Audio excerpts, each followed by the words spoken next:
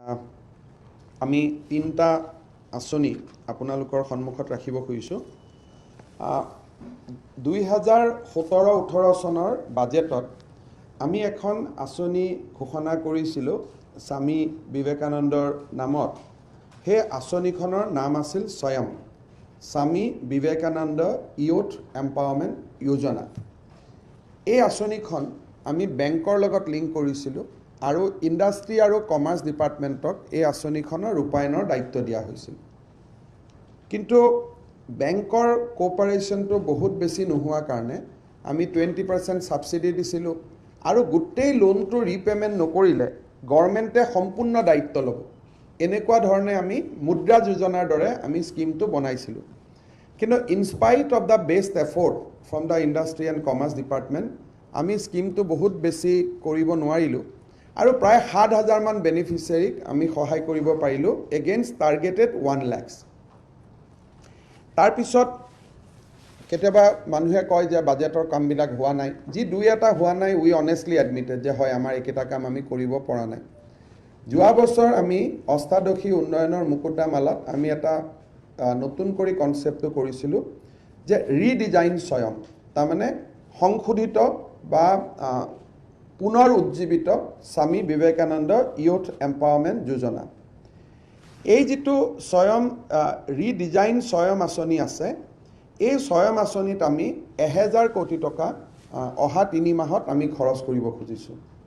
1,000 crores from the state government without any banking linkage, অৰ্থাৎ আমি বেংকৰ ওপৰত ডিপেণ্ড নকৰোঁ। আমি পোনে পোনে ৰাজ্য চৰকাৰৰ পুঁজিৰ পৰা এই 1,000 কোটি টকা আমি মুকলি কৰি দিম আৰু এই 1,000 কোটি টকাৰ জৰিয়তে আমি 2 লাখ যুৱক যুৱতীক 50,000 টকা কৰি আমি চিড মানি আগবঢ়াম, not loan. This is subsidy seed capital. এইটো তেওঁলোকে চৰকাৰক ঘূৰাই দিব নালাগে। এতিয়া কোন 2 লাখ ব্যক্তিয়ে পাব? সেই 2 লাখ ব্যক্তিয়ে পাব যোনে 1 ছেপ্টেম্বৰ তাৰিখৰ আগতে self help group, joint liability group বা আন ধৰণৰ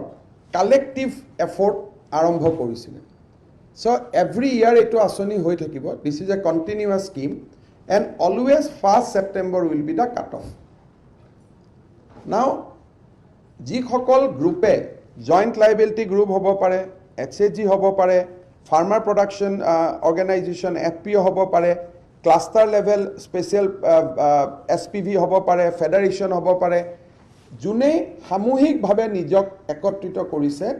তেনেকুৱা গ্ৰুপসমূহে এই আঁচনিৰ সুবিধা ল'ব। যদি 10জনীয়া গ্ৰুপ হয় আমি 5 লাখ দিম, 20জনীয়া গ্ৰুপ হ'লে আমি 10 লাখ দিম আৰু 5জনীয়া গ্ৰুপ হ'লে আমি 2.5 লাখ দিম। তাৰমানে গাই প্ৰতি 50,000। এওঁলোকে ফাইনেন্স ডিপাৰ্টমেণ্টে এটা পৰ্টেল এনাউন্স কৰিব। আগতে এইটো ইণ্ডাষ্ট্ৰিৰ পৰা চাইছিল, এতিয়া বিত্ত বিভাগে প্ৰত্যক্ষভাৱে ইয়াক পৰিচালনা কৰিব with the help of district administration. 16 September তাৰিখে 16 ছেপ্টেম্বৰত আমি এটা পৰ্টেল কৰিম। সেই পৰ্টেলত গ্ৰুপবিলাকে এপ্লিকেশ্যন কৰিব। তাত গ্ৰুপটোৰো বেংক একাউণ্ট নম্বৰ দিব লাগিব আৰু ব্যক্তি গ্ৰুপৰ সদস্যসকলৰো বেংক একাউণ্ট নম্বৰ দিব লাগিব। যেতিয়া বেংক একাউণ্ট নম্বৰ দিব, এপ্লিকেশ্যন দিব, আমি এই এপ্লিকেশ্যন জিলাসমূহলৈকে প্ৰেৰণ কৰিম, ডিষ্ট্ৰিক্ট। এণ্ড ডিষ্ট্ৰিক্টত এটা টীম বনোৱা হৈছে, ডিষ্ট্ৰিক্ট চিলেকশ্যন মেকানিজিম এটা কৰা হৈছে, য'ত কোনো পলিটিচিয়ান তাত মেম্বাৰ নহয়, not even MLA, not even MP, no political people are member there. Bank আছে,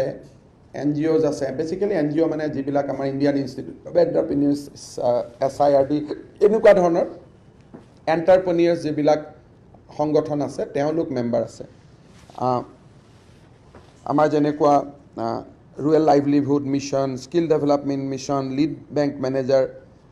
general manager DIC, district agriculture officer, veterinary officer. So' ইয়াত কোনো পলিটিকেল মানুহ এই ডিষ্ট্ৰিক্ট লেভেল কমিটিখনত নাই। ফাইনেন্স ডিপাৰ্টমেণ্টে পৰ্টেলত এই এপ্লিকেশ্যনবোৰ পোৱাৰ লগে লগে আমি ডিষ্ট্ৰিক্ট ৱাইজ ডিভাইড কৰিম আৰু আমি জিলালৈকে পঠাই দিম। ডিষ্ট্ৰিক্টে চিলেক্ট কৰিব, কৰাৰ পিছত 3 দিনৰ ল'ৰা ছোৱালীখিনিক এটা ট্ৰেইনিং দিয়া হ'ব। 3 দিনৰ ট্ৰেইনিং দিয়াৰ পিছত তেওঁলোকে এটা বিজনেছ প্লেন দাখিল কৰিব মে বি হৰ্টিকালচাৰ হ'ব পাৰে মে বি এগ্ৰিকালচাৰ হ'ব পাৰে ইভেন PWD ঠিকা কৰিম that can also be a business plan বোলে ফ্লাড কন্ট্ৰোল ডিপাৰ্টমেণ্টত ঠিকা কৰিম হেতু এটা বিজনেছ প্লেন হ'ব পাৰে we are not for agriculture কৰিব ইণ্ডাষ্ট্ৰি কৰিব এনেকুৱা নহয় এণ্টাৰপ্ৰেনিয়ৰশ্বিপ যে আমি 10 জন লৰাই লগ লাগি আমি DRDF কাম কৰিম এটাতো দুখিয়া লৰাই কাম কৰিব নোৱাৰে সিট ক্যাপিটেল নোহোৱা কাৰণে so this 5 lakhs will be their seed capital আমি একাউন্টটো গ্ৰুপত নিদিও আমি টকাটো ইন্ডিভিজুয়াল বেংক একাউন্টত দিম কিন্তু প্ৰথম 30000 টকা পাব টকাটো পায়ে তেওঁলোকে গ্ৰুপত দি দিব লাগিব নহলে প্ৰেসিডেন্ট সেক্ৰেটাৰীয়ে গ্ৰুপটো পৰিচালনা কৰে এটা যেতিয়া মোৰ বেংক একাউন্টৰ পৰা চেকখন গ্ৰুপত যাব তেতিয়া মোৰ এটা ষ্টেক হোল্ডিং থাকিব মোক এক্সপেল কৰিব নোৱাৰে মোক বহিষ্কাৰ কৰিব নোৱাৰে গ্ৰুপটোত কাৰণ চেকখনটো মইহে দিছো কিন্তু মই যদি চেকখন নিদিও পিছৰ 20000 টো মই নাপাম সো মই 30000 টকাটো মোৰ একাউন্টৰ পৰা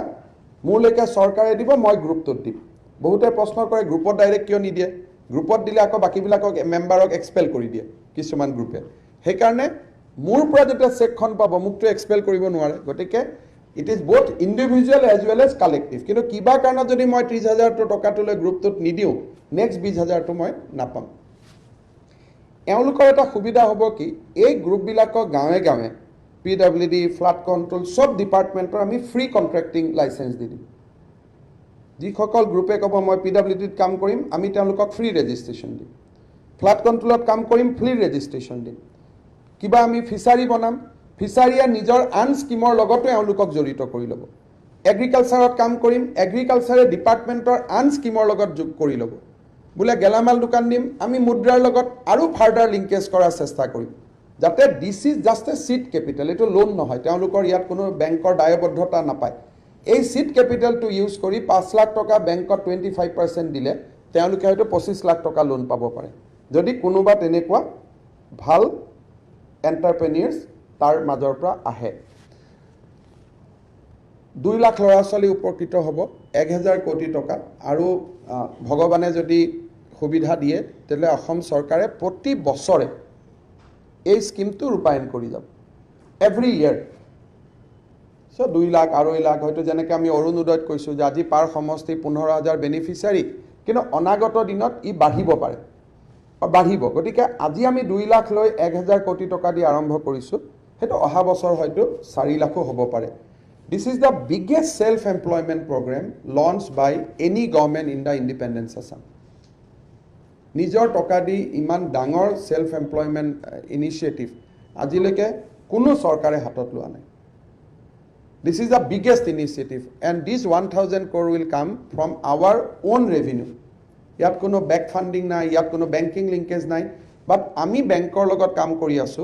যে this 5 lakhs আমি seed capital হিচাপে দিলু Now you give 75% loan so that ultimately it becomes 25 lakhs at some point of time. Of course, banking norms tom pura koribo lagibo. So 20000 গ্ৰুপে এই পইচা পাব যদি 10 জন কৈ ধৰু 20000 গ্ৰুপৰ যদি 5000 কো আমি ব্যাংকিং লিংকেজ কৰি দিব পাৰো lot of money will come. So এই যেটো ৰিডিজাইন স্বয়ং স্বামী বিবেকানন্দ youth empowerment যোজনা এটো আমি আজি লঞ্চ কৰিছো 40 বছৰ বয়সলৈকে আঁচনিটো পাব আৰু এই আঁচনিটো পাবৰ কাৰণে every member has to pass matriculation মেট্ৰিকৰ তলৰ হলে এজ ধৰিব পৰা না যায় আৰু বেংকে হয়তো ফাৰ্দাৰ লিংকেজ দিয়াত অসুবিধা পাব সেই কাৰণে এটো আমি হাই স্কুল লিভিং সাৰ্টিফিকেট এটো আমি লিংক আপ কৰিছো আৰু ইয়াত আমি 40 ইয়াৰ্ছলৈকে এজ ৰাখিছো যুৱক হক যুৱতী হক আপ টু 40 ইয়াৰ্ছ আৰু এক্সিস্টিং এসেট যিহে পাব we don't want to create a flood gate now তেতে আমি সিলেক্ট কৰিব নোৱাৰিম যিবিলাকে এতিয়া খুলিব তেওঁলোকে অহা বছৰ পাব কাৰণ this will be continuous scheme গতিকে 1 সেপ্টেম্বৰলৈকে যাৰ বেংক একাউণ্ট খোলা হ'ল যোন এসেট জি আছে কাম কৰি আছে it will be only available for them this is for scheme for existing asset জি কালি শুনি পেলাই হাৱাত বনাই ললো they will not get it বহুত মানুহ থাকে যে আজি স্কিম শুনিলো ৰাতি ৰাতি বনালো so they will not get it might be আজি যদি বনাই অহা বছৰ তেওঁলোকে এক বছৰ নিজৰ এটা এক্টিভিটি কৰাৰ পিছত কাম হ'ব so as a PW minister at some point of time third level contractor যিমান কাম আছে আমি এই গ্ৰুপ বিলাককে দিবৰ কাৰণে আমি কৈ দিম তৃতীয় শ্ৰেণী যে গাঁৱত 10 লাখৰ কাম আহিছে 20 লাখৰ কাম আহিছে 15 লাখৰ কাম আহিছে we will work continuously with these people so that আমি এটা গাঁৱৰ পৰ্যায়ত গৈ এজন দুজন মানুহে গোটেই গভৰ্ণমেণ্টখনক মনোপলাইজ কৰাৰ পৰিৱৰ্তে এটলিষ্ট বিলো 50 লাখৰ সব কাম যাতে আমি এই গ্ৰুপবিলাকক দি দিব পাৰোঁ উই হেভ টু ট্ৰাষ্ট আমাৰ ল'ৰা ছোৱালীক আমি বিশ্বাস কৰিব লাগিব আমি ট্ৰাষ্ট কৰিব লাগিব আৰু এই ধৰণে আমি আগুৱাই যাব খুজিছোঁ অসমবাসী ৰাইজৰ মই আশীৰ্বাদ বিচাৰিছোঁ যে অৰুণোদয় যেনেকৈ biggest social and women empowerment scheme আমি লঞ্চ কৰিছো আজি গোটেই গাঁৱে ভূঞেটো সিলেকশন হৈ আছে this is one of the biggest self employment scheme আৰু প্ৰত্যেকটো টকা ৰাজ্য চৰকাৰৰ পুঁজিৰ পৰা খৰচ কৰা হ'ব and আমি তেনেকে সেভিংস কৰি ৰাখিছিলো লাষ্ট 2 বছৰত সো কৰোনাৰ মাজতো এই টকাখিনি আমাৰ থাকিব and we are going to do this আপোনালোকে জানে যে যোৱা বছৰ আমি এখন এটা স্কিম আৰম্ভ কৰিছিলো I am coming to the second scheme হেতু হল যে কোনোবাই যদি এডুকেশন লোন লয় তেতিয়ালে আমি তেওঁক সাবসিডি হিচাপে 50000 रुपीस আমি তেওঁলোকক দিও যদি বেংকৰ পৰা পঢ়িবৰ কাৰণে এডুকেশন লোন লৈছিলে যিকোনো সময়তে any point of there life যদি ইভেন আজি কোনোবা মই ইঞ্জিনিয়াৰ হৈ আছো কিন্তু মই লোন লৈছিলো সো ইভেন দেন আমি 50000 তেওঁলোকক সাবসিডি দিছিলো আমি 1545 জন ব্যক্তিক আমি ইতিমধ্যে আমি এই সাবসিডিটো দিছিলো কিন্তু কোভিডৰ পিছত আৰ্থিক সংকটৰ কাৰণে এই বছৰ আমি স্কিমটো আৰম্ভ কৰা নাছিলো অলৰেডি আমাৰ হাতত 5547 আমাৰ হাতত এপ্ৰুভ হৈ থকা এপ্লিকেশন আছে আজিৰ পৰা আমি যি সকলে যোৱা 2-3টা বছৰ লোন ললে বা আগত এপ্লিকেশন কৰিব পৰা নাছিল www.assamfinanceloans.in www.assamfinanceloans.in আমাৰ কালি পৰখি এড ওলাব কিন্তু আপোনালোকক এখন আমি দি দিছো আপোনালোকে যাতে দিব পাৰে সো www.assamfinanceloans.in ইয়াতে যদি আবেদন কৰে তেতিয়ালে আবেদন নকৰা সকলো 50000 টকা পাব এতিয়া যদি আবেদন কৰে আগতেটো কৰাখিনিয়ে ৰিপিট কৰিব নালাগে মই আগতে কৈছো যে আমাৰ হাতত 5547 এপ্লিকেশন মজুত আছে গতিকে তেওঁলোকে নতুনকৈ এবাৰ কৰা দৰকাৰ নাই কাৰণ এখিনি বেংকে এপ্ৰুভেল দি দিছে গতিকে আমাৰ লগত আছে তানে বেংকে বেক অফিসত কৈ দিছে যে তেওঁলোকে লোন লোৱাটো সত্য গতিকে এইখিনি ডিসবাৰ্সমেন্টৰ কাৰণে ৰেডি হৈ আছিল কৰোনাৰ কাৰণে আমি কৰিব পৰা নাছিলো এতিয়া আমি অকনমান মুকলি বটা লৈছো গতিকে অক্টোবৰৰ 7 তাৰিখৰ পৰা 10 তাৰিখৰ ভিতৰত আমি এই পুঁজিটো মুকলি কৰিম 7 to 10 অক্টোবৰ গতিকে যি সকলে নতুনকৈ আবেদন কৰিব খোজে তেওঁলোকে 20 সেপ্টেম্বৰৰ ভিতৰত আবেদন কৰিব লাগিব যাতে আমি পিছৰ 10 দিন বেংকৰ লগত বেক অফিসত কাম কৰিব পাৰো আৰু ইয়াতে আমাৰ 7 অক্টোবৰ to 10 অক্টোবৰৰ ভিতৰত আমি এই পুঁজিটো মুকলি কৰি দিম এই বছৰ আমি বাজেটত এই স্কিমটোৰ কাৰণে 25 কোটি টকা ৰাখিছো আৰু আমি মুকলি কৰি দিম দুই এজন ল'ৰা ছোৱালী ৰৈ গৈছিল হিন্দুস্তান পেপাৰ কৰ্পোৰেচনত কাম কৰা শৈক্ষিক সহায় তেনেকুৱা 45খন আবেদন আছে আমি সেই সময়ত একেলগে দি দিম